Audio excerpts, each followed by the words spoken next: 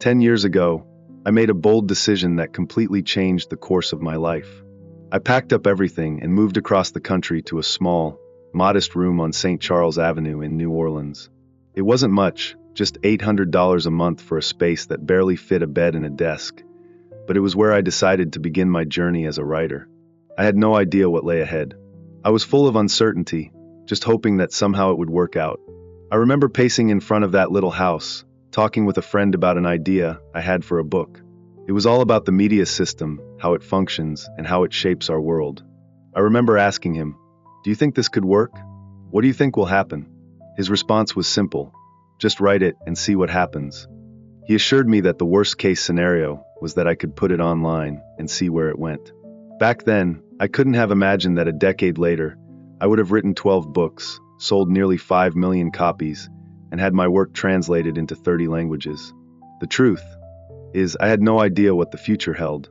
I was taking a risk, betting on myself, and that's how change happens, by taking that first leap, even when the outcome is uncertain.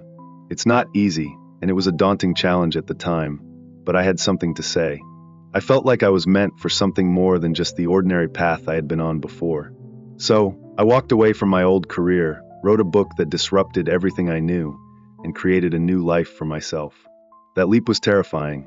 Every day, I would take the streetcar up St. Charles Avenue to Tulane University's library, where I would write.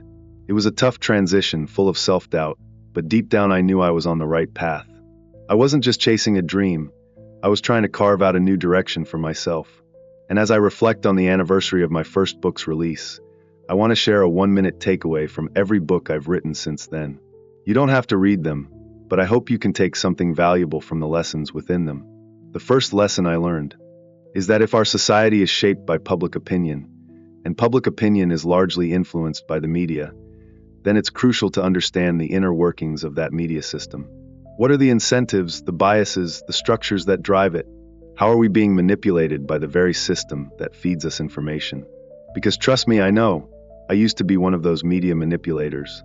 I was part of a system designed to get you to think and feel a certain way, to grab your attention and make you do things. If I could do it to sell books or t-shirts, you better believe others are using the same tactics for far more sinister purposes. Understanding how this system works isn't just about protecting yourself from being influenced. It's also about empowering you. If you have something valuable to share with the world, a message, a mission, then you need to understand the game. If you don't, you could easily get lost in the noise. Another lesson I took away from my journey is that marketing, as we know it, is outdated. Marketing has been done the same way for over a century: press releases, billboards, t-shirts, and the like. But what if we reimagined it? What if we focused not just on what people say marketing is, but on what it could be today, in a world where growth, not just promotion, is the true goal? It was startups that showed me this. They didn't have marketing departments, they had growth departments. And that's what we should be thinking about: how to grow, not just market. That shift in thinking led me to develop ideas that are now part of a book that has reached hundreds of thousands of readers. It began as a small article, turned into a Kindle single, then a paperback, and eventually became a global phenomenon. It wasn't just about selling products, it was about understanding what truly moves the needle in business, what makes a difference in the world. Sometimes that means redefining marketing altogether. Finally, one of the most important lessons I've learned, and I'll leave you with this, is that we are never stuck. The Stoics taught us that no matter what obstacle comes our way, we always have the power to change our approach. Yes, doors will close and paths will become blocked, but there's always another way forward. What stands in the way often becomes the way. We don't control what happens to us, but we control how we respond. Whether it's choosing patience, practicing forgiveness, or simply trying a new direction, no one can take that from us.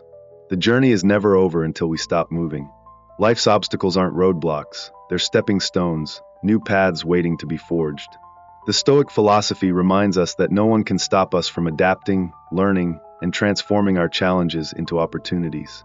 Every obstacle we face holds the potential to be the way forward if we choose to use it that way. It's impossible to get stuck in life because we always hold the power to change, to adjust our mindset, and to move forward. This principle is a constant reminder. Even in the hardest times, we always have a choice in how we respond. One of the most powerful lessons I've learned in life is that ego is the enemy. I've never found a situation where more ego would have improved anything. In fact, ego always makes things worse. It clouds judgment, breaks relationships, and distances us from the people around us. The philosopher Ryan Holiday calls it the law of gravity. It pulls us down, no matter how successful, brilliant, or powerful we are.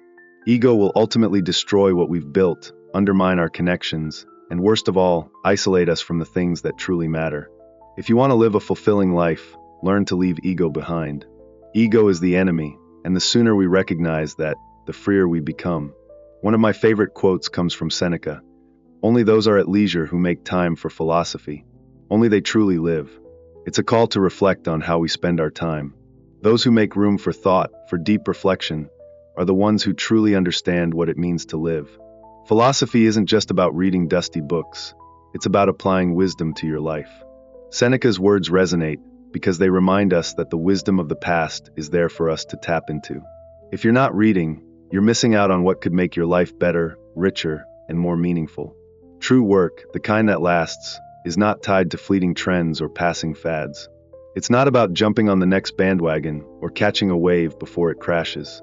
Instead, great work is timeless. It's about creating something that stands the test of time, something that will still resonate long after the current world trends have faded. Just like Marcus Aurelius wrote his meditations for his own private reflection, not for fame, yet it has endured through centuries because of its honesty, vulnerability, and wisdom. When I think about this, I always come back to the idea of creating something that lasts, not just for the sake of success, but for the sake of creating something that has meaning. The best work isn't about chasing the moment. It's about making something that will still hold value in the future. It's about crafting something true, something that connects with people at the deepest level, regardless of where the world is at. The best work doesn't fade. It becomes a permanent part of the human experience.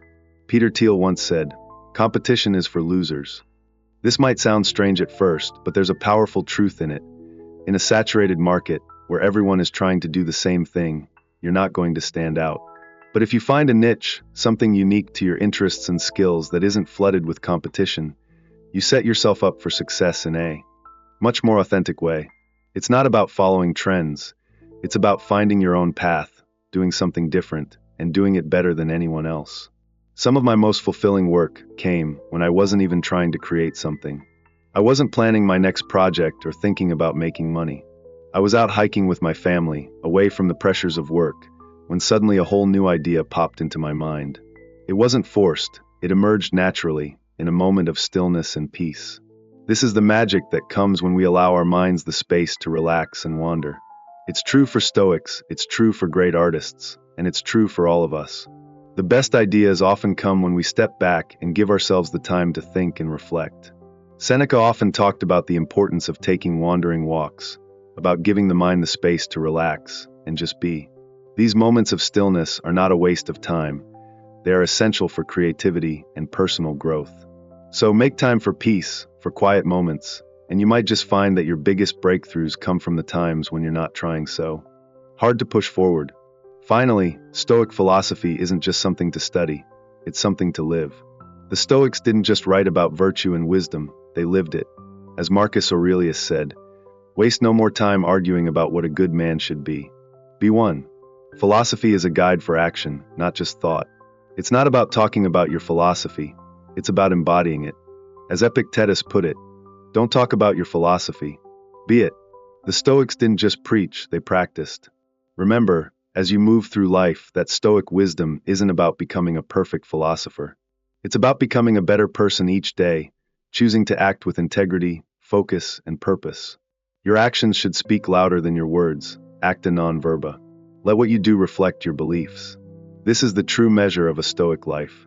Obstacles often appear in our lives as roadblocks, but they can also become the very stepping stones that lead us to a new path. Take Zeno, for instance. After losing everything in a shipwreck, he didn't succumb to despair. Instead, he turned his misfortune into an opportunity to rebuild his life, starting with philosophy. Rather than being defeated, he embraced the challenge, showing us that the greatest obstacles often lead to the most profound transformations. This is why we study the lives of Stoics, not just their writings. The Stoics, such as Marcus Aurelius and Epictetus, as well as lesser-known figures like Agrippinus, Zeno, and Musonius Rufus, offer us a real-life application of their philosophy. We need to ask, did they live up to what they preached? Where did they succeed, and where did they fall short? These stories are invaluable because they give us more than just theory. They show us how to live philosophy in the real world. They offer both inspiration and cautionary tales to guide us. Reading is a powerful tool for personal growth. It allows us to tap into the wisdom of others so that we don't have to make every mistake ourselves. The idea is simple. Why struggle through painful trial and error when you can learn from the experiences of others?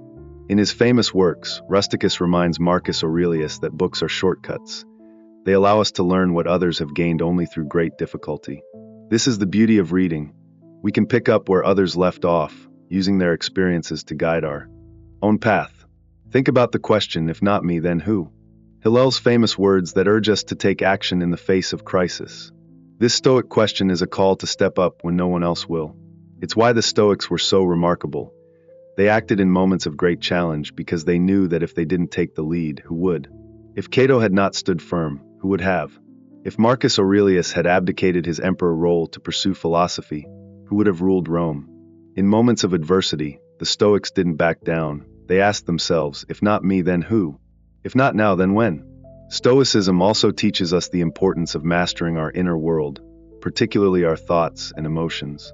Epictetus, who lived as a slave in ancient Rome, famously said that while we cannot control the external world, we can control our thoughts and responses. His teaching was that the greatest empire we will ever govern is the empire of our own mind. The story of Epictetus, particularly as represented in the children's book The Girl Who Would Be Free, shows us that true freedom isn't about external conditions, but about how we respond to those conditions. It's about finding freedom, even in the midst of constraint and adversity. This idea of amor fati, loving your fate, is central to Stoicism.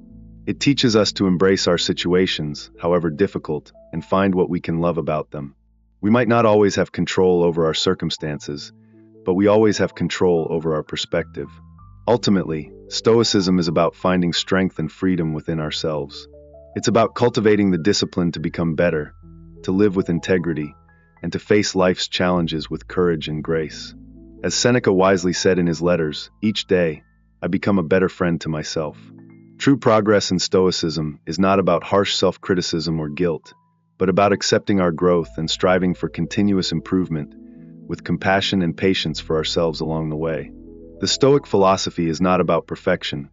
It's about striving to become the best version of ourselves, day by day, and understanding that discipline is not about punishment, but about self-respect and love for the journey of growth.